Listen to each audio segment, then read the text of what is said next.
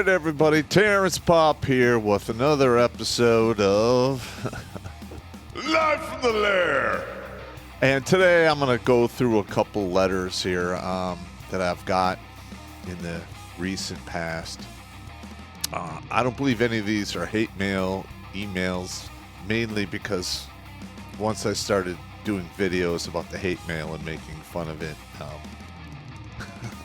I guess it's working because I don't get as much hate mail as I used to. But I'm starting to get, some pretty deep emails that ask me for advice. Now, I am not a counselor. I am not a psychologist. So I'm not that guy, if that's why you're sending me these. If you just want my opinion and my take, I have no problem sharing that. Bring it, Skeletor.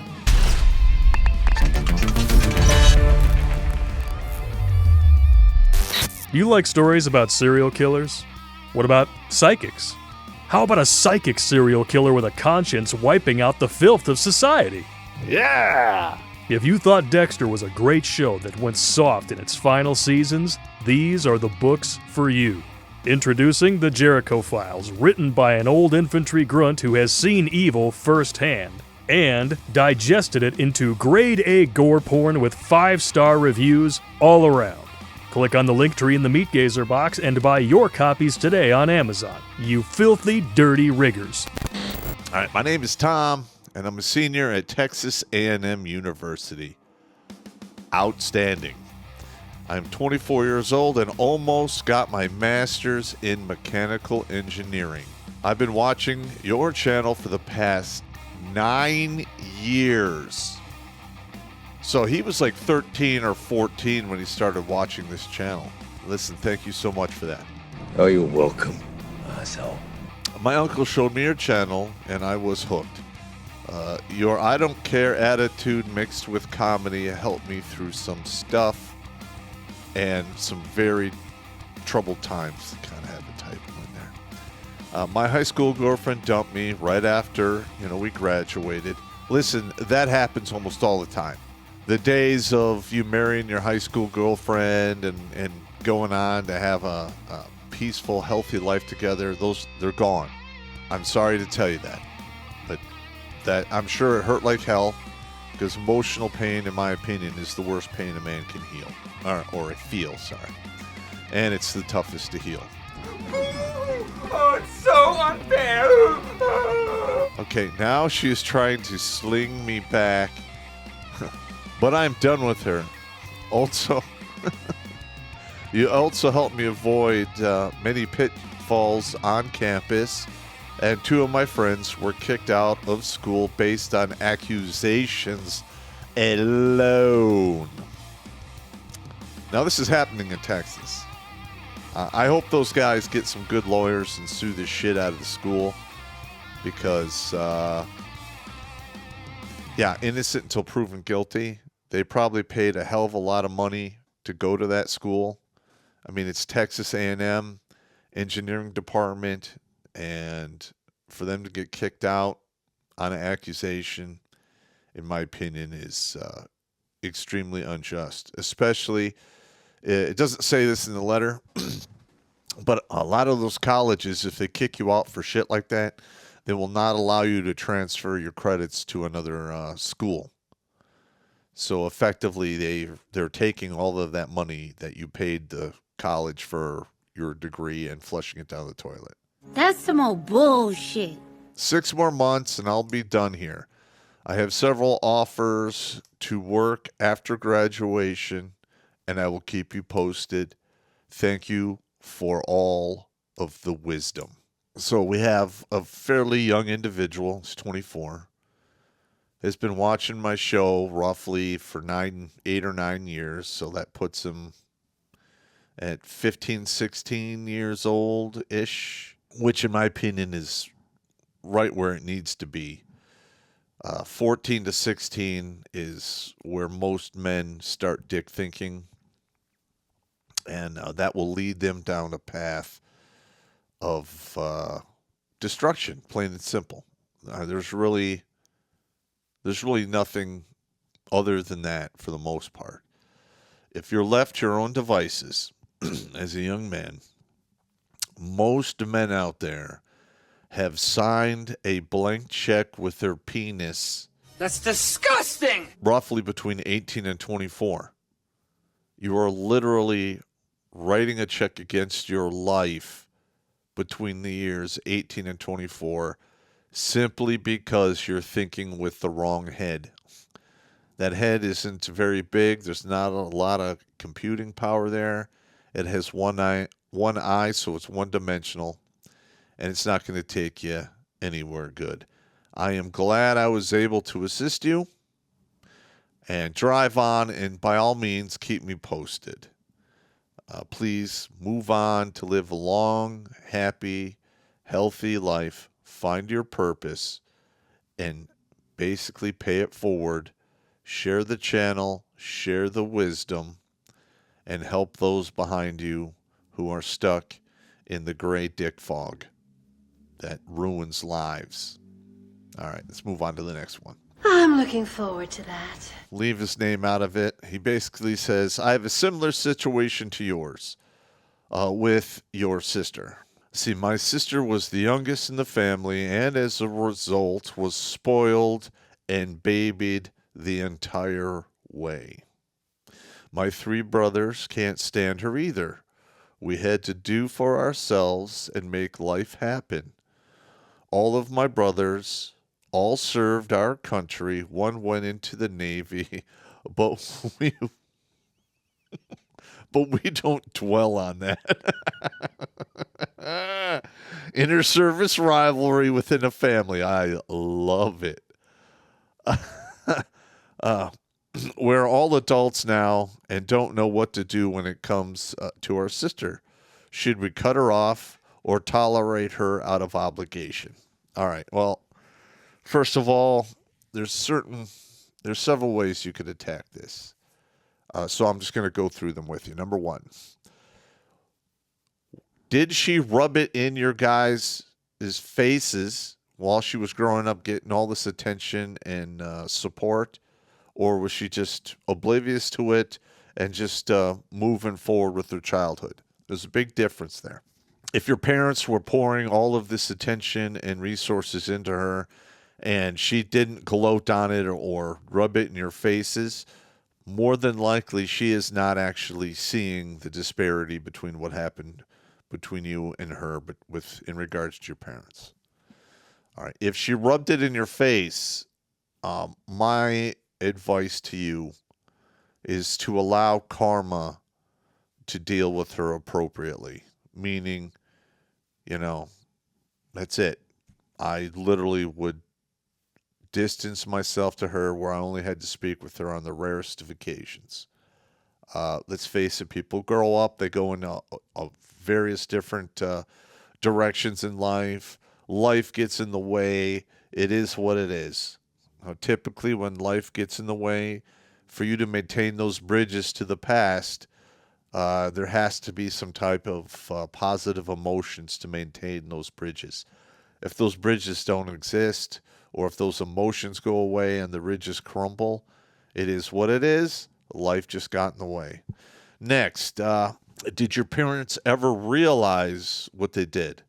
It's been my experience, because the exact same thing happened to me, when I bring it up, my mother is completely oblivious to all of the horse shit. She denies it to this day, despite the fact of, the truthful evidence. Like, for instance, my sister got her driver's license at like 16, a car at 16, and, my mother really couldn't get off her ass to help me even get my driving permit.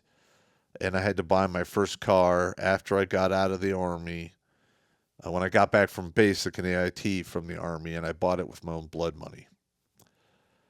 And that is always going to be a sore point in, exactly in that relationship.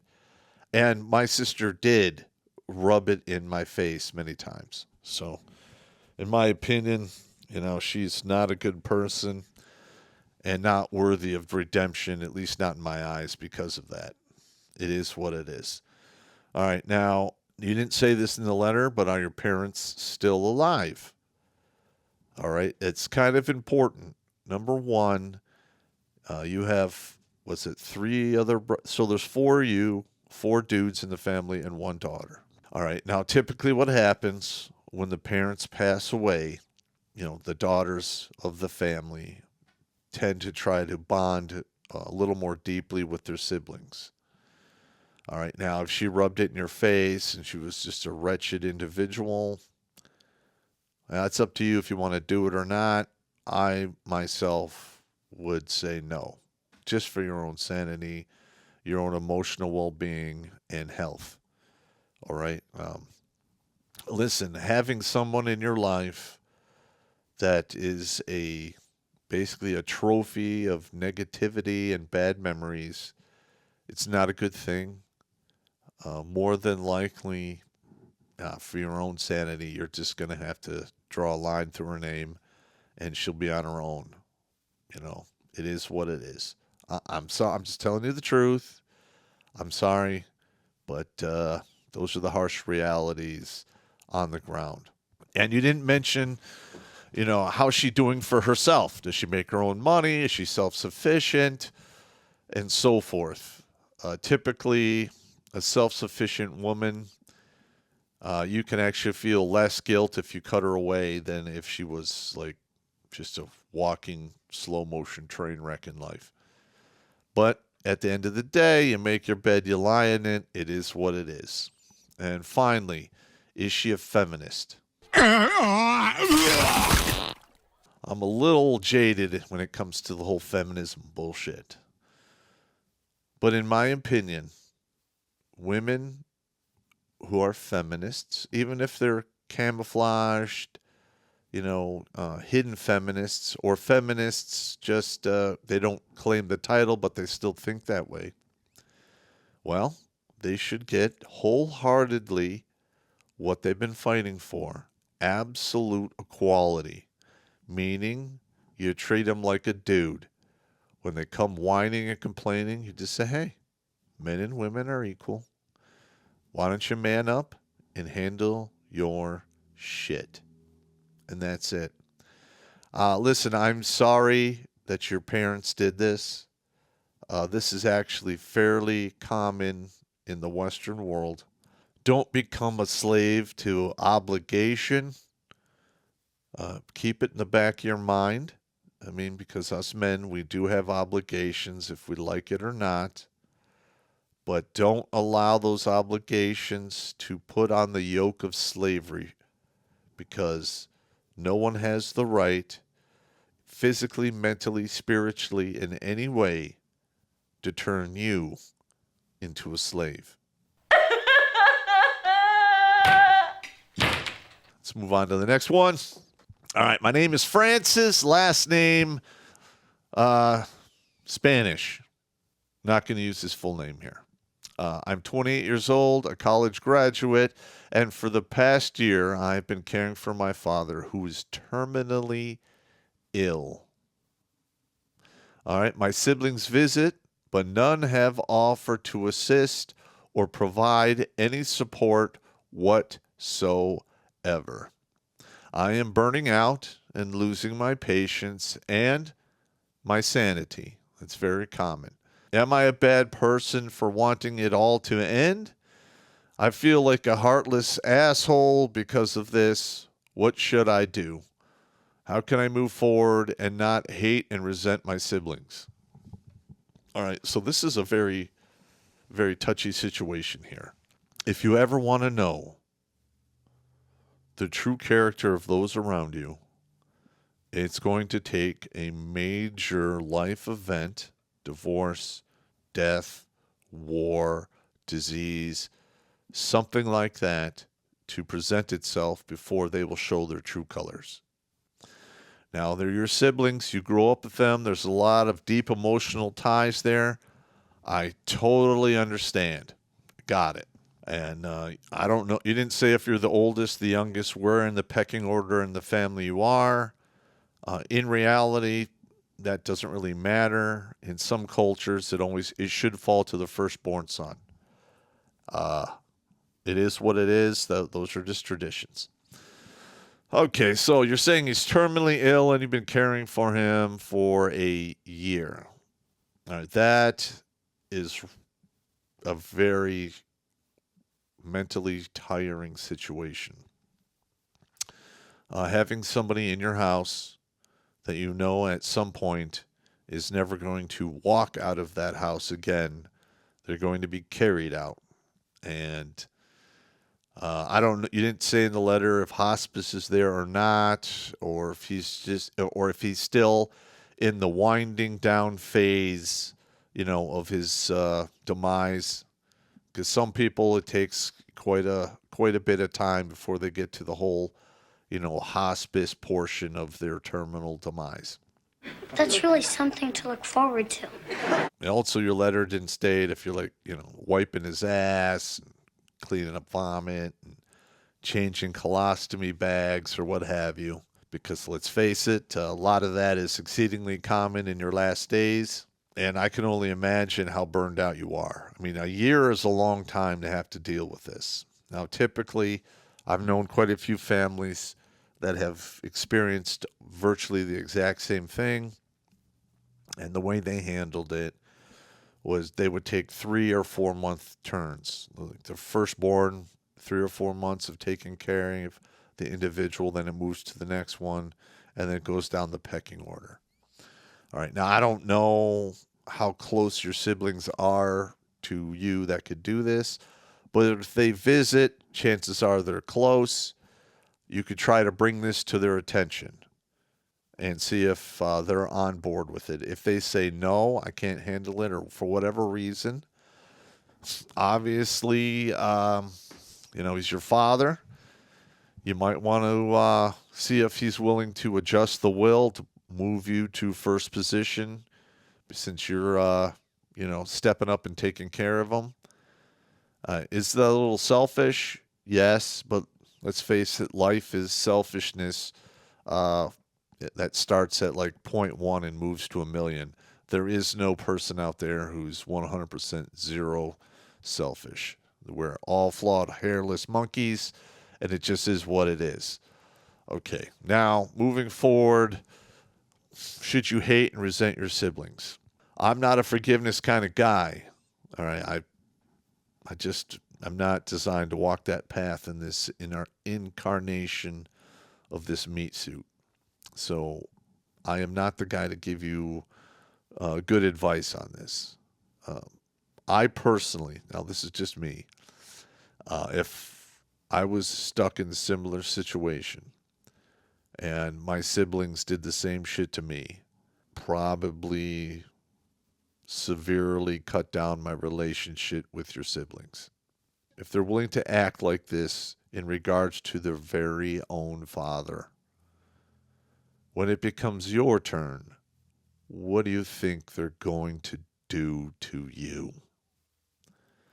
Keep that in the back of your mind when you make these decisions moving forward. All right, don't be one of those people who looks at past performance and ignores it and expects something completely different from those people in the future. Because that seldom, if ever, happens. All right, you make predictions based on people's past. That's what you do if you're a betting man. Betting men who know the odds and know how to apply math win. All right, now I'm sorry your father's passing away. He could be passed away now for all we know. This is a very painful situation. And I hope you get through it, my brother. And please keep watching the channel, pay it forward, and share it with other people. Now, if there's anyone else out there that wants any advice from the Popster, send me an email to redonkulas12@gmail.com, and I'll see what I could do for you.